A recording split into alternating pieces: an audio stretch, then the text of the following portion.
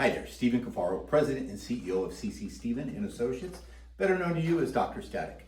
Today's weekly question comes in, our Ask Dr. Static question comes in from a medical device manufacturer, plastics manufacturer, who asked this question. In my manufacturing process, will mats, static dissipated mats, or wrist straps be helpful and a good accessory to my manufacturing process? That's a really good question. We see this a lot, and if you're battling ESA, electrostatic attraction, or just a process issue, if you're manufacturing plastics or insulators, mats or wrist straps will be of no help to you at all.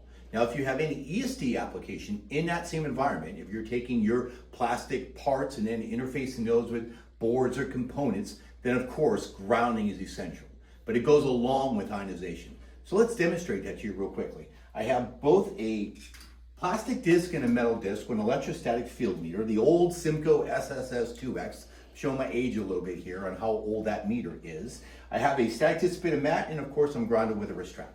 Contact and separation, we know, is what causes static. One is going to give off and one is going to accept electrons. So my plastic disc is going to go to a high negative field, and in this case my positive disc is going to go into a positive field. I'm going to lay both of those down on the mat, and the main difference between the two is the metal disc can immediately dissipate that charge. The plastic disc has no electrical flow. There's no way, it's an insulator, so there's no way to dissipate that charge even with my wrist strap on and placing it on the grounded mat. So the mat and the wrist strap are deemed useless in this application if you're only battling ESA or process issues. What you need and what you'll have to add to those workstations is ionization.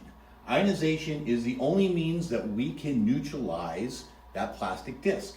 So once I get that neutralized, I thus mitigated that static field. Now there are some instances where when you're manufacturing plastics, you might implement both. In hazardous locations, class 1, div 1 environments, we want to ground operators just so they don't, through human body, discharge into a coating application or where there might be some volatile fumes.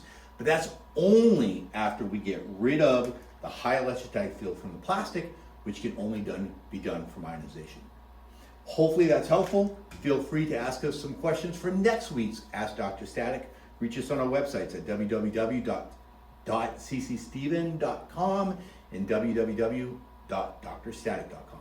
Thanks for spending some time with us again. Looking forward to next week's question. Have a great day.